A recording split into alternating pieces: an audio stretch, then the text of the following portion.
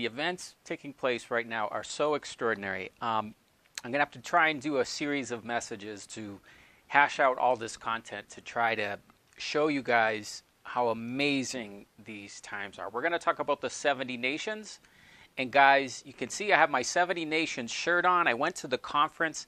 Some of the things I'm going to tell you are unique because you have to go to some of these places. You have to see it for yourself with your own eyes. And that's the type of message I'm going to convey to you, because very few people on YouTube and other people have been able to attend these conferences and then report back and what they saw. So one thing I want to say as I wear this shirt and people get offended, let's remember that Moses, when he had the opportunity to enter the promised land, what did he do? He sent those before him. Okay, so I was sent before to go and into the land and to see some of the things that we're talking about. Now, I went to the conference. It was a few days, and it was a little less than a year ago, and I couldn't really last throughout all of it. Basically, I went through the first half of the day session.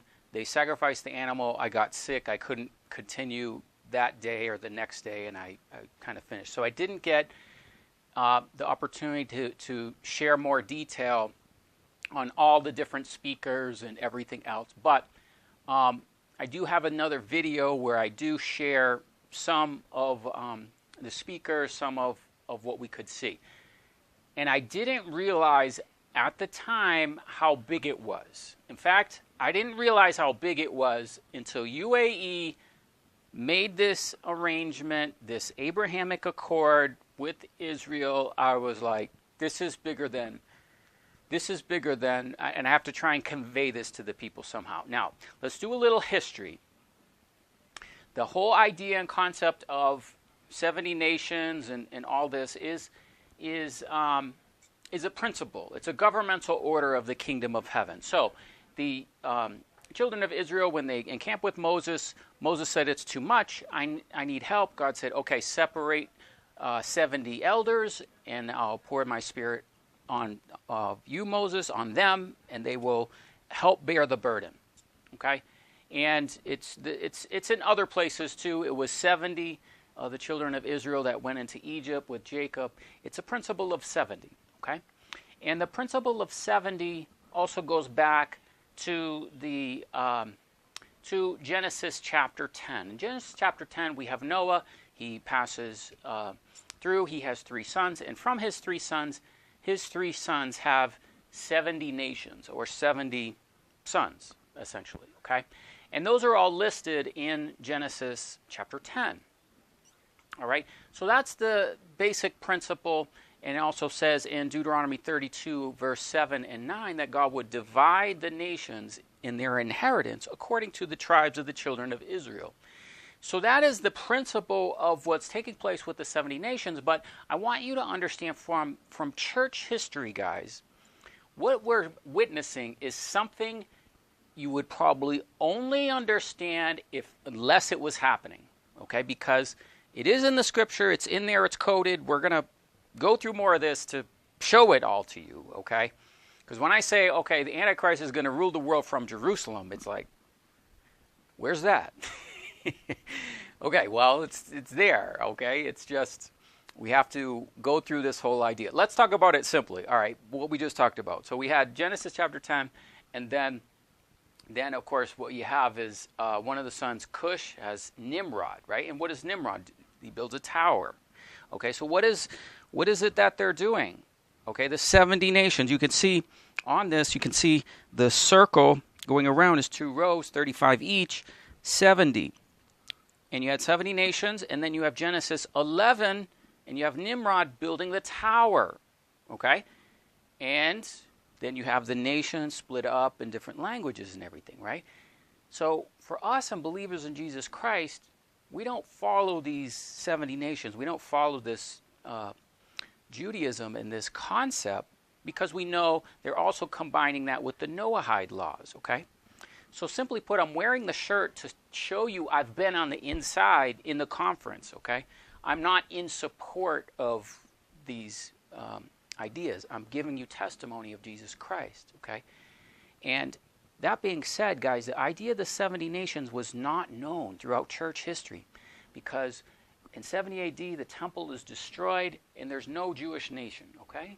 People thought, okay, maybe they come back,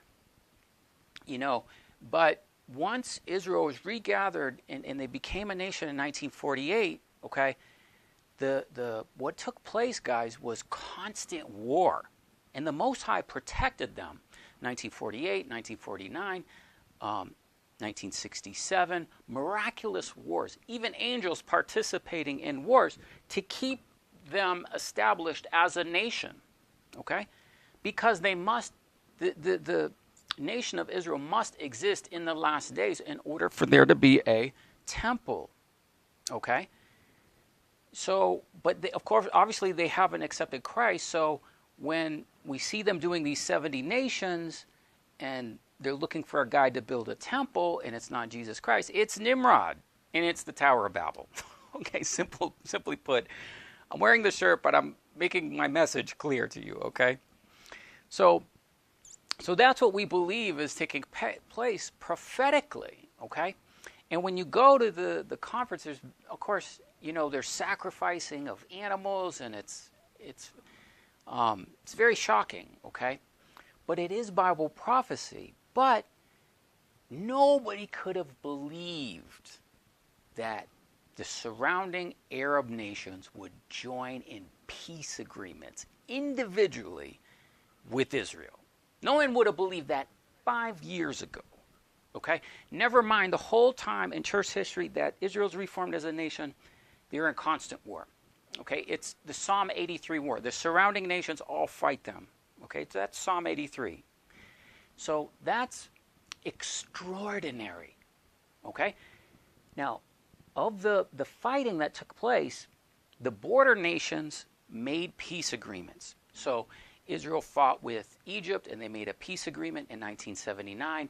When the Sinai Peninsula was given back to Egypt, they made a peace accord, okay? As well, in 1994, there was a peace accord with Jordan, okay? And there's 2 peace agreements, all right? So now there's 2 peace agreements, okay. But still, there's propaganda and disputing and all kinds of things, Arabs against Jews. I mean, it's the whole Middle East story, right? Well, who would have thought they would start making peace? Guys, it's extraordinary. It's got to be supernatural. It's got to be the beast building the 3rd temple, okay? So now, of all this time we've known the state of Israel, we never could have believed these nations made a peace agreement with Israel, and they did something in Khartoum, which is in Sudan. Biblically, it's also Ethiopia. What happened? There they had the 3 no's to not have agreements with Israel, and they all decided, all the Arab nations, the Muslim nations, decided they would refuse to make agreements with Israel. Happened in Sudan. Now, they got upset with Egypt because Egypt made an agreement with them. But anyway, that kind of agreement was an understood agreement throughout all the Arab nations, okay, that you would never make a peace accord and a peace agreement with Israel because of what they're doing to the Palestinians and all that, right? So guys, it's possible that the different nations that are going to make the agreement, it's possible Sudan is one of them. If it is, that is reversing that old agreement, okay? And now they can have many of these other nations be part of this. But what is going on? How can we make sense of this? What is prophetically going on? Guys, it is the 70 nations, okay? Many of you saw the conference, saw the things, and you're just like, Leeland, what's the big deal? It's a bunch of rabbis in a small conference room. Yeah, that's just the front door. I mean, that's just the tip of the iceberg, guys. Donald Trump is meeting with rabbis, okay, and they're telling him what to do. They know about these concepts, and so, yeah, in Israel and Jerusalem, okay, they sacrifice an animal, they do these conferences, and it's like they get a handful of people. It's like, but prophetically what's going on, the influence is going way into the White House, way into it, where they're telling Trump what to do. They're telling the Antichrist what to do, okay? That's how powerful Zionism is. That's what's really going on, okay? So the 70 nations concept is held in the highest rabbinical order and influencing of the White House. That's what we're saying. And do they need 70 Arab? I mean, there's, but keep in mind, when Noah and his 3 sons, after the flood, this was the whole world. The whole world was stemmed from Noah, his 3 sons, and these 70 descendants. It was the whole world, okay? So even though it's only 70 nations, it's not 70 modern nations. That's ridiculous. But the whole world. And so this rabbinic council, these concepts that's in this 70 nations that's going on is real. And not only that, they're subduing the Arab nations, okay? And they're doing this to build the temple. Now all these Arab nations, they have prophecies in the Quran about, Dajjal and, even Jesus and, different things, okay? So they know about all this, but they're doing it anyway. They know about a third temple, they're doing it anyway, because the Jews believe the 70 nations, the Goyim, which is the nations, have to build their temple. Okay, so I want you to understand how extraordinary this is, okay, because it never was known throughout church history. We've never known what it was like when Israel was reestablished as a nation. Then once Israel's reestablished as a nation, it was never believed that surrounding Arab nations would make peace accords. Now, they also do this according to the prophecy in Daniel 8, where you have the goat coming from the west. So the goat coming from the west is the United States going to the Middle East. So the Middle East has been divided up for Armageddon. What is it? Okay. What is taking place is heading to Armageddon. Everything is being separated. So what you have is you have Sunni and Shiite Muslims. Okay. So you got the Sunnis with Saudi Arabia and some of the Gulf and Bahrain and etc. against the Shiites and Iran. Okay, so Iran is going to be on one side, and it appears Turkey's part of that, and Russia. Okay, and the kings of the East. Okay, so possibly China as well would be this eastern side of this war. In the West will be all the other nations. So what's happening is these other nations are siding with Israel, siding with the United States, siding with the West. Okay? And that's what's just so crazy. So there's no mistake, guys, of what is going on. Why is Mike Pompeo in Jerusalem? Okay? Why did he go to that synagogue? I'm showing you all this stuff to hopefully get you to understand what's going on. Because there are peace agreements in Daniel chapter 11, which is the Antichrist. He says he makes a league, okay, and he also talks about 3 nations there. He talks about Egypt. He talks about Ethiopia. He talks about Libya, okay. So Egypt, they already have agreements, but they may come out and say something else. Ethiopia is Sudan, okay. So Sudan, if they say something, this is very big. Okay, so what's taking place is the reason they call it, we'll show you a map, but the reason they call it the Abraham Accords is it's going from the Euphrates, it's going up to Syria, and then it's going to Egypt, and then it's covering the Saudi Arabian Peninsula. All right, so basically all of that area, all of that territory are going to be subdued Arab nations serving Israel. To build a third temple. I mean, this is just crazy, guys. But that is what's going on, and I want to show you and graphically express this as well, because you guys tell me how much you like the props and everything else, to let you know that this prophecy is real, but it's not easy to understand. Okay, you have to go through the details of the prophecy. You have to understand what's going on. Why is it 70? Okay. Why are there numbers 24? Okay. What do these numbers mean? Okay. So let's mention it real quick while we're at it. So you can see the pattern of 70, and there are 70 seats in that synagogue in a circular fashion like this. Then there's another section of 24 seats, and they're squared off and they're in the back. Well, the Sanhedrin technically has an upper Sanhedrin and a lower Sanhedrin. It's got one that's 70 and one that's 24. Okay?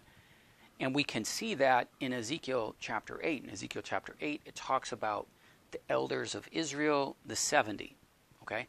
And then it talks about 24 that turn their backs to the temple and worship the sun. All right? Well, those 24 are the drunk nations. There's drunk nations in Jeremiah. So what's taking place is the kings of the earth, the drunk nations, the merchants of the earth that we read about in Revelation 17 and 18, okay, they're assembling. They are coming, bringing gifts to the Antichrist for the third temple.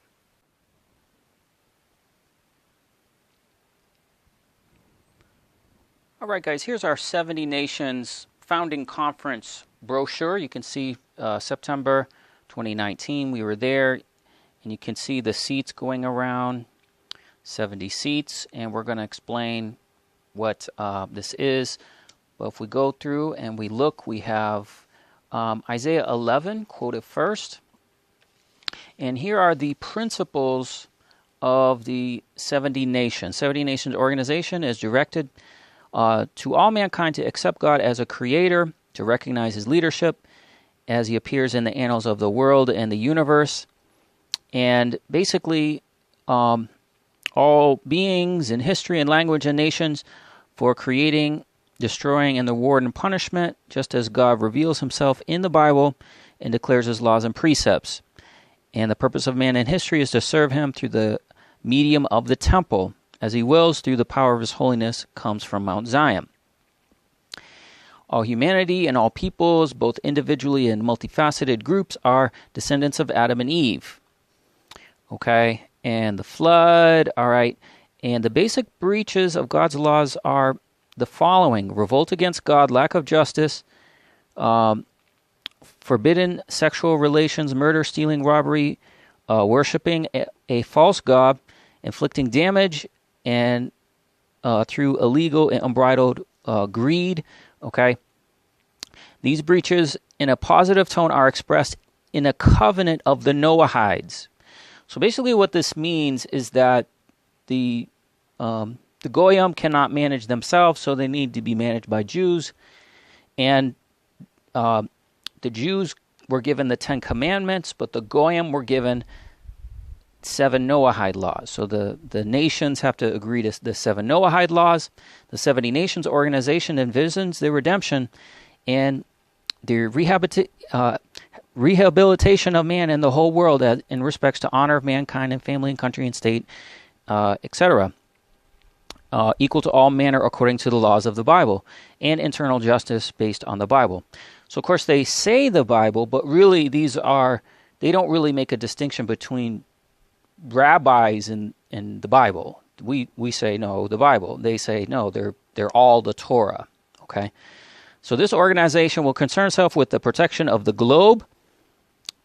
And let's go to the essence of the organization is a international court will sit in Jerusalem and judge according to the important and recognized laws of the Bible as adjusted in the facts of life.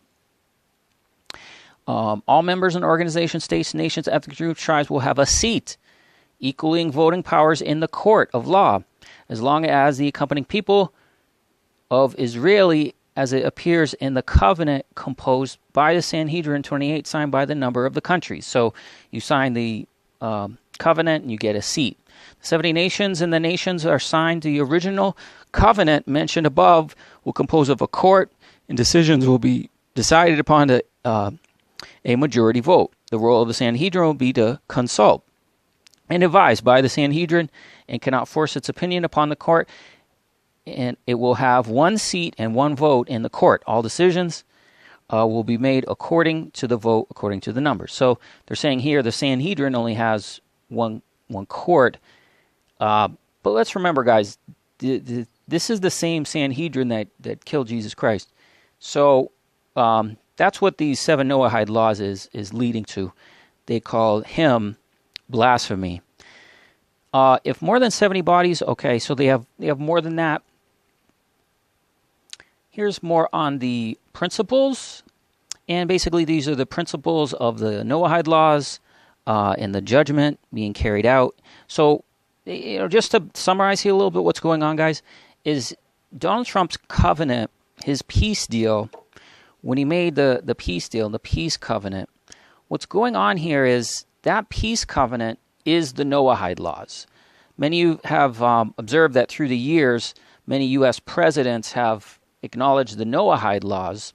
Well, those have passed until the Antichrist would do the peace deal. So that covenant in that peace deal is that covenant with many, as it says in Daniel 9:27. And that's what we're seeing, is this covenant taking place, and that covenant does include the Noahide laws. It includes the 70 nations to rule and to replace the United Nations, okay? And so there's a lot here in Hebrew. I can kind of take photos of this if you guys are interested. A few things I just want to show you. Some of the previous coins. This is a coin of David. This is the one we've shown you here. Donald Trump. The World Creation Day. Okay, and the all-important Nikki Haley. So at the time of the conference, the coin of the year was Nikki Haley. And you can see on the coin, if we look closely, we can see the first 2 flags is Israel and the United States. And this is a coin, a commemorative coin, but it's basically Israel replacing the United Nations. You see this here is the United Nations with the flags, but Israel is first, United States is second. And the 70 nations would then replace the United Nations. They've been very clear about that, okay? So that's the replacement of United Nations on one side, and the altar and the shekel of the sanctuary on the other side, okay? This was the concert, and here is the 70 nations scroll, okay? I'm not going to read this whole thing. If you're interested, I will give you links for all this and give you copies of this, okay? But the thing that really got my attention was when the UAE signed this agreement and made this Abrahamic covenant. I found it in here, okay? And there was a call to the Arab nations. So this is it in English, and the call to the Arab nations also in Arabic. But this is what I began to realize what's going on is the call came from the 70 nations. Dear brothers and distinguished sons of Ishmael, the great Arab nation. Now, of course, as we look, we'll see really Ishmael is just a small percentage, but the tribes aren't known through the Muslim religion. A lot of the ancestry and knowledge was gone. But this is the cry to Ishmael. Now, that's important because they're making sure that they know that they're Ishmael and Jacob is the son of the promise. With the gracious help of the protector and savior of Israel, creator of the world, by the covenant we declare that the footsteps of the Messiah are evident, and heard that the time has come to rebuild the temple on Mount Moriah in Jerusalem in its ancient place. We, the Jews who advocate building the temple, are applying your honorable ones who were nominated by their peoples to give an oath and raise vows and give gifts to the temple. Now, this is very significant because these giving of gifts to the temple, guys, all of this here is in the book of Revelation, okay? I just have to take the time to show you it's all in this writing, and then I'll show you where it is in Revelation later. Okay, concerning your essential role and honorable position in keeping the temple and supporting it with the lamb, sacrifices, and incense in order to receive God's blessings. By virtue of this, we are certain that you will choose peaceful means to avoid passive hostility and violence, and we are sure together that we will open the doors of love and respect. Signed by the members of the great Jewish biblical court, the Sanhedrin, from the chamber of the Temple Mount. And they list some rabbis here. So then they quote Isaiah chapter 60. So then I began to realize that this call is going specifically to the Arab nations that are signing peace accords with Israel. This is the 70 nations, guys. That's what's going on with UAE and then whoever comes next. Now, how does this relate to the book of Revelation? The book of Revelation, chapter 18, we're calling it the harlot's merchandise, and it gives an inventory of all the things in Revelation 18 that the merchants have, okay? And you can see the whole list here. Well, what we found that in Solomon's temple, all the same things are listed. So what it's talking about in Revelation 18 is the building of the third temple, okay? So once you clearly see that this is no coincidence, all the same things are there. Now, who does this is something called the merchants. And the merchants are listed in Ezekiel chapter 27. And they list all the same things for the third temple as you see in Revelation and in Solomon, as you can see, if you just keep looking down here, okay? So what that means is that the book of Revelation lists these merchants, okay? And what are they doing? They're the nations giving offerings to the third temple, okay? So this is Ezekiel 27, and it lists the actual locations of them. Okay, so there you can see all the locations, and there's a total of 39. And there are drunk nations, which you can see in Jeremiah 25. That's in red, okay?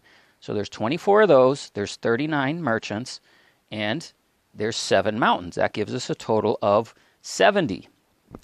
Herein lies the mystery of the 70 nations.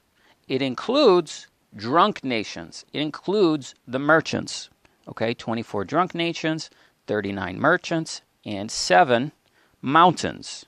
Okay, so the 7 mountains in Revelation, the woman sits on 7 mountains.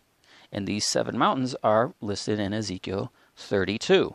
Okay, so everything we're seeing in the book of Revelation is taking place right before our eyes. So what exactly is this? What is this? And we see the title here, and I encourage you to get these notes. What is the court of the 70 nations? Well, we see this court has, of course, 70 seats. And Ezekiel 8 says, Then stood up 70 men of the ancients of the house of Israel, and Jezaniah, and everyone with his censer in his hand. So they were the ones that were like revolting against Moses and Korah. Okay? And then there was about 25 men with their backs towards the temple and their faces towards the east, worshiping the sun. So keep in mind, there are 24 drunk nations listed in Jeremiah 25. What's the first one? Jerusalem. Okay? So it's Jerusalem that is the center of all this. Jerusalem is the center of where this council is going to rule the whole world. Okay? So that's who the 70 men are, the ancients of the house of Israel is talking about in Ezekiel. This is the actual place. We've shown it to you by the Western Wall. Okay? It's an actual building, and it says there it's part of the third temple. Now, we're just reading what the book of Revelation says. Revelation 2:9 and 3:9 says, that I know the blasphemy of them that say they are Jews and are not, but are the synagogue of Satan. So that's what we're saying. This council, all this stuff, the 70 nations, is the synagogue of Satan. Okay? But they do lie. All right? And now we see in Revelation 18, the nations have been drunk of the wine of the wrath of her fornication, and the kings of the earth have committed fornication with her, and the merchants of the earth have gotten rich. And the merchants were the great men of the earth, and by the sorceries, pharmakia, were all the nations deceived. Okay, so these are the nations, the kings of the earth, okay, are now coming together to build a third temple, coming together under this council. The kings of the east are prepared. The Euphrates is dried, okay? So this is leading to Armageddon. The kings of the earth and of the whole world gather together them unto the battle of the great day of God Almighty. So in Jeremiah 25, okay, when it talks about the nations drunk with the wine, it's leading to Armageddon. Jeremiah 25:15, take the wine cup of his fury in your hand and cause the nations where I send you to drink it. They shall drink it and be moved and be mad. Jerusalem and the cities of Judah and the kings and the princes. Okay. Then later on it describes Armageddon. Where is this drunkenness coming from? Jerusalem. Now, the merchants we find in Ezekiel 27. Ezekiel 27 lists the 39 merchant nations. Okay. But they're led by the prince of Tyre. Ezekiel 28:2, the prince of Tyre will sit in the seat of God. And he is over the merchants. And what do? Is they bring the offerings for the third temple. That's what we showed you. It's listed in Revelation 18. So where is the seat of God? It's in Jerusalem. It's in the temple. So what happens is the Antichrist makes a league. A league shall be made with them, and he shall enter peaceably. Peace and prosperity. This is the peace deal. Okay? And he will have power over the treasuries of gold, of silver, of precious things. This is everything going into the third temple. Okay? And those are specific countries listed. Egypt, Libya, Ethiopia, or Sudan. That's what we're saying. These things are happening, guys. In verse 45, he will plant his palace. Okay? Where we will have the seat of God. He will plant his palace between the seas in the glorious high mountain, Jerusalem. So guys, the Antichrist rules the world from Jerusalem, okay? I hope you understand it. I know it's a lot of information. Let's just kind of go over a little bit more with this, guys. I really encourage you to get into the playlist, Mystery Babylon, and to really understand what's going on with the 70 nations. Quick recap. So the 70 nations come from the 3 sons of Noah, and here you can see where the 70 nations and the geographical area of where the 3 sons spread out after the flood. Okay, so these are the 70 nations, the 70 sons from Japheth, Shem, and Ham.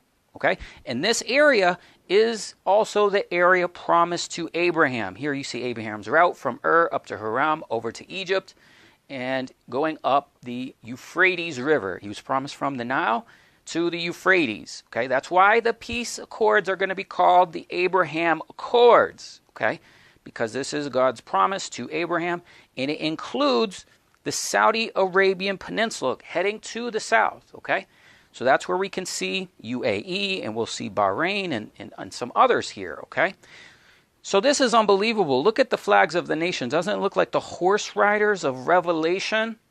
Okay, but they're bowing to little Israel. You can hardly see it on the map there. But these are the 70 nations. This is their council. This is the court of the 70 nations ruling the earth. There are 24 drunken nations that we have shown you. This is Bible prophecy. The book of Revelation is coming to life. Okay, the 70 nations, the synagogue of Satan, the actual place, okay, where these council will meet. This is the same council, the Sanhedrin that killed Jesus Christ, okay? And they are instituting the Noahide laws in these last days to replace the United Nations. This is replacing the United Nations, and these nations are drunk and bowing to Israel, to the United States. It's astonishing. But the scriptures must be fulfilled. It's just a matter of understanding and deciphering. What do these things mean? Why does that altar, where they dedicated the altar, there is going to be a third temple of some sort. They're saying it has to be on the Temple Mount. This is their Mashiach, okay? And they're charging him to build a house. They have to have the court of the 70 nations. You see the 70 seats going around in a circle. The third temple. This is Bible prophecy being fulfilled.